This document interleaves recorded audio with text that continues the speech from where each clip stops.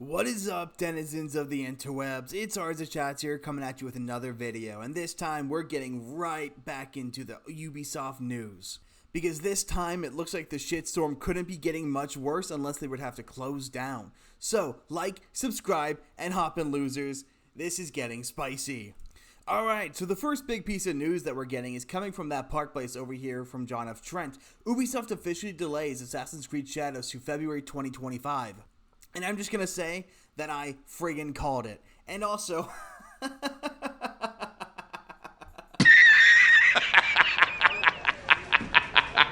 of course they did, because it looks like a mess. And like I said, I called it in my last video, and I had some goon in my shorts comment section who thought he would try to tell me that the claim that Assassin's Creed Shadows being delayed was only a made-up claim by haters. So I guess that means I wasn't a hater, because I didn't make it up. It was based off of factual conjecture, and it was proven right in less than 12 hours after this video was uploaded.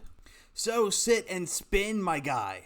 The announcement says that Ubisoft will be delaying Assassin's Creed Shadows until February 2025, which is still a lot sooner than I thought, but hey, at least we're going to be making it in time for Black History Month, am I right? Ubisoft's Mark Alexis Cote elaborated that Shadows is a dream project for us, finally bringing the series to feudal Japan with many features developed with our community in mind, and what's hilarious about that is exactly Ubisoft's stance on bringing Assassin's Creed to Japan, and how aggressively that has shifted. From this statement made by Ubisoft in October 29th, 2014.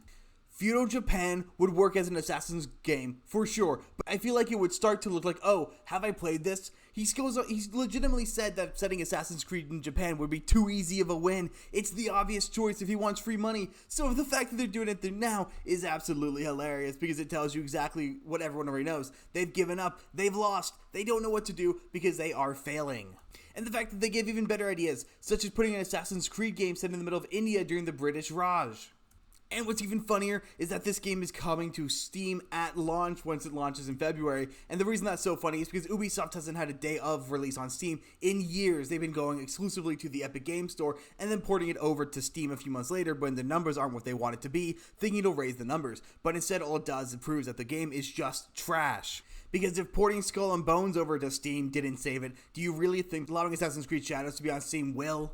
He followed up by saying that pre-orders will be refunded and all future pre-orders will be granted the first expansion for free. And if they're really refunding pre-orders, then I almost hope that they just end up canceling it and using it as a tax write-off like Sword and Concord did. But for the actual statement itself, it reads, "Dear players, Assassin's Creed Shadows is a dream project for us, finally bringing the series to feudal Japan with many features developed within our community in mind, such as parkour or the renewed stealth brought by new technology, all set in a beautiful and immersive world. So far, that has nothing to do with bringing it to the players, that's just the core focus of Assassin's Creed. Any Assassin's Creed game that doesn't rely on parkour isn't Assassin's Creed.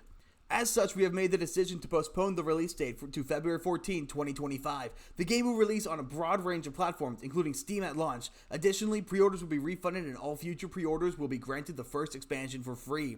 We understand this decision will come as a disappointing news, especially to those who've been waiting patiently for an Assassin's Creed game inspired by feudal Japan.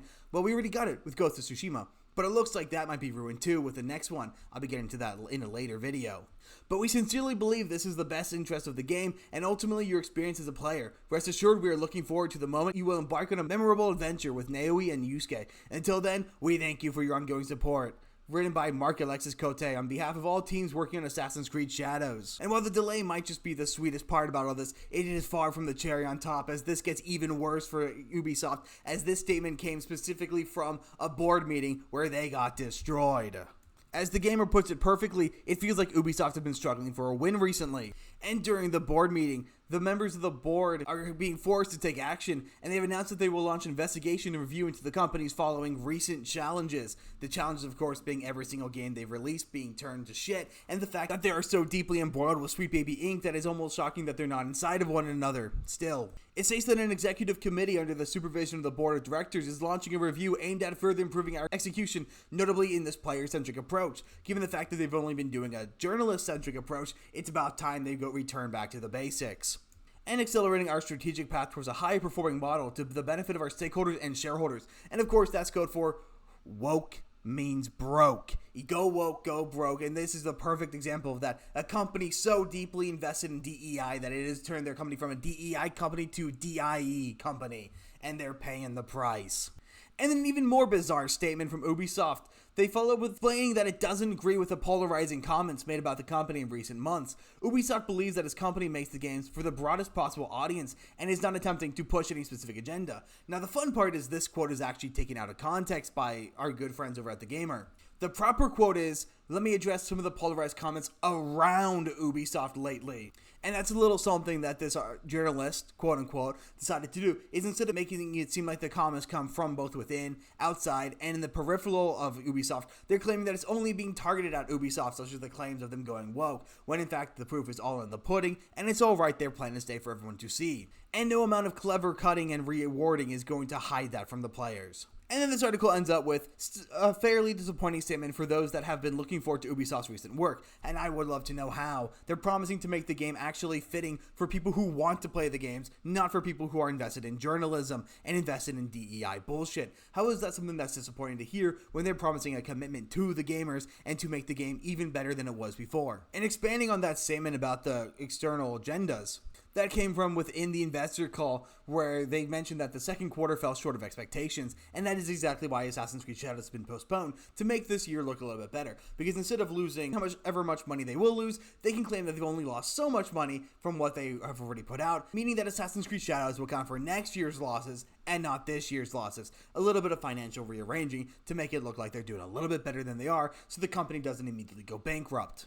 The specific statement involving that, our second quarter performance fell short of our expectations, prompting us to address this swiftly and firmly, with an even greater focus on a player-centric, gameplay-first approach and an unwavering commitment to the long-term value of our brands. Of course, that means trying to save what little they have left. Although the tangible benefits of the company's transformations are taking longer than anticipated to materialize, we keep on our strategy focusing on two key verticals, open world adventures and GaaS native experiences, with the objective to drive growth, recurrence, and robust free cash flow generation in our business. In the light of recent challenges, we acknowledge that the need for greater efficiency while delighting players. In other words, Ubisoft done fucked up. They completely ruined all their player goodwill, they've scorned all the longtime fans, and now they're short of cash. Because of course you are, because as I said earlier, you go woke, you go broke. They asked for this, full stop. This is what they wanted. This is what Kim Belair wanted from Ubisoft when she was working on their games under Sweet Baby Inc. and before Sweet Baby Inc. was founded. This is what they wanted with all the changes that they've been making and pushing the diversity every single second they can get. This is what they wanted, and this was the end goal. They wanted the modern audience, and they found it. Only problem is they found it wanting. And finally, let me address some of the polarized comments around Ubisoft lately. That quote that was misinterpreted by The Gamer. I want to reaffirm that we are an entertainment-first company. Glad to know they're changing their mission statement, creating games for the broadest possible audience. Yeah, that's why they're going away from the modern audience, because that isn't the broadest audience. And our goal is not to push any specific agenda. We remain committed to creating games for fans and players that everyone can enjoy. Now, the last quote is a little bit funny, that their goal is not to push any specific agenda, because John F. Trent does his due diligence and proves that it's completely false. Because Ubisoft's website makes it very clear that it does have a specific agenda. For Ubisoft, putting diversity and inclusion at the heart of everything we do means providing an environment where employees can thrive, building open-minded communities where players can connect, and creating games that reflect the diversity of the world we live in. We want to build the most creative, inclusive, and diverse teams across all fields. And of course, as we all know, everyone's been ditching DEI and moving over to Bridge. For those who aren't familiar, Bridge is a whole new DEI strategy that involves taking out all the DEI initiatives and groups and incorporating all the DEI into every single group. So there is no such thing as a DEI group in your company anymore, because every single group is founded on DEI, and it's bridging together all of the different centers of your company and bridging into DEI. It also asserts we will create gaming experiences that pushes representation forward by embedding diversity and inclusion across our processes, which is exactly what I mean. Embedding the DEI into it, which is what Bridge wants you to do, and then using that to create a giant representation web amongst all of your teams and amongst your studio, so that DEI isn't a focus, it's the very foundation. You can't take the DEI out of the game, because if you take the DEI out of the company crumbles. And then, of course, if you all remember that amazing little internship opportunity that they had, that where you weren't officially employed by Ubisoft, but you were employed by Ubisoft, where they said that they explicitly wanted only women and non-binary identifying women. And the fact that that's been around for over half a decade. So, of course, everyone who has half a brain cell can tell that this is a whole bunch of corporate bullshit, fake speech to hide the fact that they've been breaking the law and it's not paying off. They've been focusing only on the modern audience, and that means the money isn't flowing in. And well, what's the crux of what leads to all of this? Well, Star Wars Outlaws completely crashed their expected earnings, expecting a 2024 to 2025 earnings from 500 million and bring it down to only 350 to 370 million. This game literally cost the company $130 million in profits that they're not going to be making up. And what's absolutely hilarious about this is that it still did better than Avatar and Assassin's Creed Mirage. Now, Mirage was a cheaper game with a smaller budget, so I guess it's a little bit fair that that game did a little bit worse. But the fact that this game failed that spectacularly, and yet it still did better than most of their other games, it tells you exactly what kind of situation this is in, and that doesn't even mention Skull and Bones. This company is in the worst state it's ever been in. So I guess that begs the question, is Ubisoft learning its lessons? Are the stockholders having enough, and is DEI finally going to be dying from all of these games and pushing it where it doesn't belong? Well, I certainly think that some of the stockholders wanted to. I don't think the owner or any of the actual major people care about it going away, because they care more about the message than making a profit. All other stockholders were promised that the DEI was the #1 way to get a profit, and it's absolutely killed any of their hopes and dreams of making any kind of retirement anytime soon. So if Ubisoft was smart, they'd be taking this time during the delay to absolutely improve all the broken problems with Ubisoft. With Assassin's Creed Shadows, taking most of the DEI crap out of it, fixing the seasons, and maybe even changing Yusuke out of the main character, because he should not have ever been the main character in the first place. If they wanted to include him, here's how you should have used Yusuke. The Dutch missionary are assassins coming to Japan to help with the assassin chapter there, and Yusuke is a reoccurring NPC who you interact with because he's being trained as well as an assassin. He's someone you are well integrated with. He shouldn't be an established assassin. He should be a trainee who's working with the Dutch missionaries to help you on your way as you play a male Japanese lead, or Naoi as only Naoi, and have her be the one trained, not him as his own protagonist, because it doesn't make any sense.